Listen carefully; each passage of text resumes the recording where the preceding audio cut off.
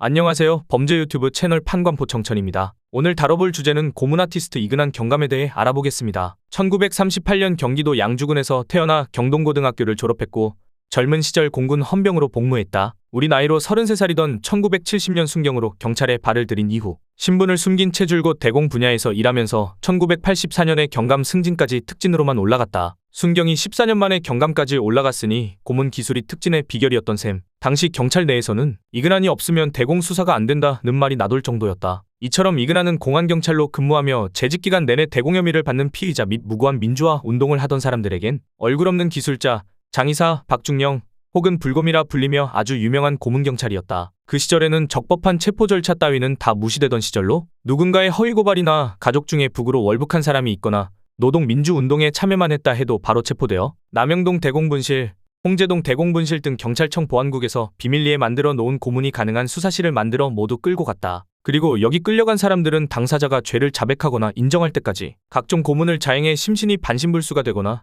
심하며 죽어야만 나갈 수 있었다. 그러면 당시 대공분실에서 자행하던 고문수법에는 어떤 것들이 있었을까? 우리가 영화에서 많이 보던 잠을 재우지 않거나 단순 구타는 그야말로 제일 기본 중에 기본으로 당시 행했던 고문들 중에는 가장 낮은 수준에 속했다. 그 다음에는 의자에 앉혀놓고 머리를 뒤로 젖히고는 얼굴을 수건으로 덮고 물을 따라 숨을 못 쉬게 하거나 거꾸로 매달아 놓고 몽둥이로 내려치는 방법으로 고문하였다. 참고로 물수건으로 물고문을 하면 폐에 물이 안 남는다고 한다. 흔히 일본 경찰이 독립운동가들에게 행했다고 하던 욕조에 머리 담그기 식의 물고문은 숨이 막힌 피고문자가 결국 커억하며 남은 숨을 토해내고 입을 열 때 입과 코를 통해 다량의 물이 들어가게 되는데 그 상황에서 사망에 부검되거나 생존하여 병원 진료를 받을 때 폐에서 물이 발견된다면 고문의 증거가 되기 때문에 한국전쟁 이후로는 잘 쓰지 않았다고 한다. 그 다음으로는 많은 사람들의 목숨을 앗아간 전기고문이 있다. 전기고문을 당했던 김근태 전 장관의 책에 그가 직접 겪은 전기고문에 대한 부분을 보면 머리가 빠개질 듯한 통증이 오고 그 몰려오는 공포라니 죽음의 그림자가 독수리처럼 날아와 파고드는 것처럼 아른거렸습니다. 전기가 발을 통해서 머리 끝까지 쑤셔댈 때마다 비명을 지를 수밖에 없었습니다. 라며 전기고문은 담금질에서 뜨거운 불인두로 지져서 바싹 말라 바스락들이고 돌돌 말려서 불에 튀기는 그런 것입니다. 전기고문은 핏줄을 뒤틀어 놓고 신경을 팽팽하게 잡아당겨 마침내 마디마디 끊어버리는 것 같았습니다. 라고 적었다. 그리고 그 시절 가장 유명한 통닭구이 고문도 이근한이 처음 개발한 수법이라고 알려져 있다.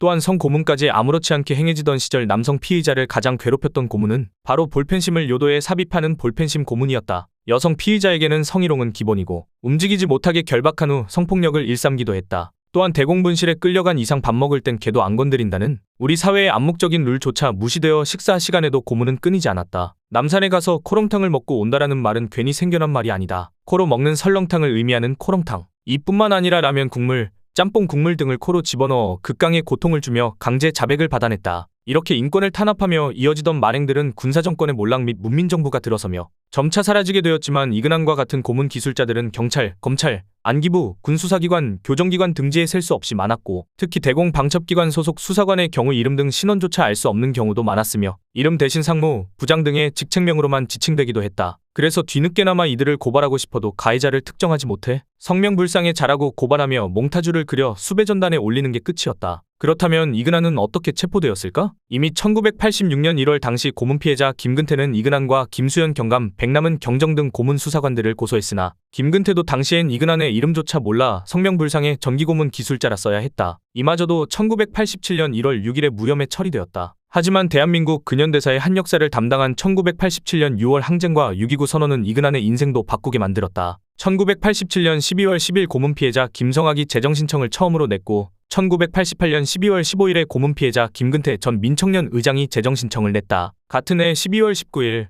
한겨레신문 사회교육부 기자가 김근태를 취재하던 도중 얼굴 없는 고문 기술자의 실체를 알아내기 시작했다. 이후 경기도경과 치안본부로부터 신원을 확보하는 등 반나절 동안 취재한 끝에 당월 21일 그 고문경관의 얼굴 사진과 함께 한겨레에 실어 처음 보도한 뒤 이근한이라는 실명 석자와 그의 고문 행각이 알려졌고 24일에 김기춘 검찰총장이 그에게 고문 혐의를 적용해 수사를 지시하자 사흘 후 그는 우편으로 사표를 내고 잠적하여 무려 10년 10개월 동안 도피했다. 잠적 당시 한간에서는 자살설, 암살설, 밀항설, 성형설 등이 나돌았고 변장술과 은신술로 모습을 감춘다는 소문도 돌았다. 검찰과 경찰은 이근한 전담 검거반을 조직한다. 이 반을 주도한 사람이 모래시계 검사로 유명했던 홍준표였다. 한편 민가협은 1989년 2월 18일부터 이근한 현상수배 캠페인을 10년 동안 전개하기도 했다. 도피 10년 동안 그는 1989년 초까지 몰래 기차 여행을 하다 서울특별시 강남구 일원동 공무원 아파트에서 여행과 은거를 반복한 뒤 1990년 초에 은거만 했고 자수 전까지 서울시 동대문구 용두동으로 옮겨 숨기도 했다. 그 사이 1991년에 김근태를 고문한 공범 김수현 등 4명이 징역 2에서 5년 및 자격정지 5년을 각각 선고받았다. 이후 1999년 10월 21일에 이근한과 같이 일했던 경기도경 대공분실 전 현직 경관 8명 중 6명이 징역 1에서 2년을 선고받자 그는 일주일 후 수원지방검찰청 성남지청에 자수하였고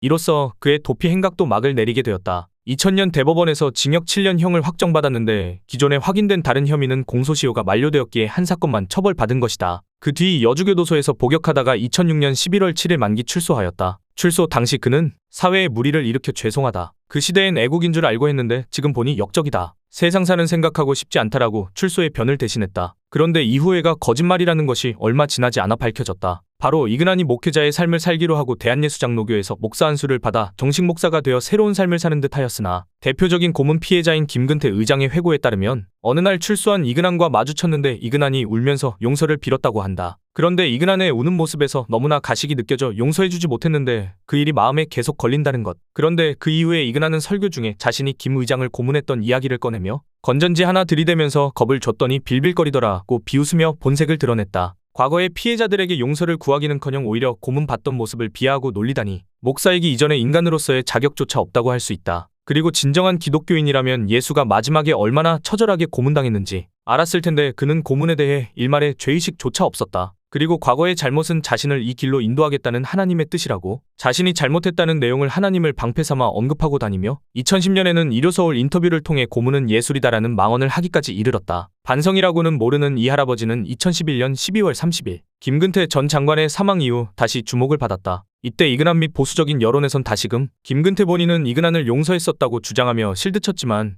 정작 김근태의 아내는 이를 정면 반박하며 실제로 남편은 생전 그를 용서한 적이 없다고 주장했다. 결국 김근태의 사망으로 인해 이근한의 과거 전력이 다시금 세간의 화제가 되었는데 심지어 이근한은 간증 집회를 다니면서 그동안 김근태를 조롱했을 뿐만 아니라 심지어 장례식에 조문조차 가지 않는 뻔뻔함을 보였다. 그래서 그를 목사시켜준 교단이 욕을 먹게 되자 결국 2012년 1월 14일 대한예수교장로회 합동개혁 측은 이근한의 목사직을 박탈했다. 그렇다면 현재 이근한은 어떤 모습으로 살아가고 있을까? 2012년 11월 그가 김근태 전 보건복지부 장관에게 행한 22일간의 고문 만행을 다룬 영화 남영동 1985가 개봉하였다. 그도 극장을 찾아 영화를 감상하였는데 기자에게 영화를 보니 물고문을 한다면서 샤워 꼭지를 빼버리고 물을 퍼붓던데 그렇게 하는 게 아니야. 내가 그거 보고 웃었어. 500ml 물병을 가리키며 이 정도면 돼. 얼굴에 거즈를 올려놓고 마르지 않게 물을 조금씩 뿌려주면 거즈가 착 달라붙어 숨을 못 쉬는 거지 라며 자신의 고문 수법이 좀 다르게 묘사되었다고 인터뷰했다. 더불어 자신의 고문과 고문 피해자를 두고 쥐어박으면 안 되는데 그게 내 잘못이라고 표현해. 고문을 큰 범죄가 아니라 애들 장난처럼 가볍게 여기는 발언을 해서 논란을 샀으며 2018년 들어 다세대 주택 지하방에서 부인이 폐지 주워번 돈으로 근근히 생활하고 있다는 얘기가 언론에서 전해졌고 2021년 8월 29일 퇴직금을 달라며 공무원연금공단을 상대로 제기한 소송에서 당연히 패소했다. 판결문을 보면 범죄 생활로 도피하는 사이에 퇴직금 수령기간이 지난 것이라고 하니 결국 인생사 자업자득이다. 이근한이라는 인물을 본 당신의 생각은? 시대가 만든 괴물인지 괴물이 살기 좋았던 시절인지 경험해보지 못한 사람으로서 어두웠던 그 시절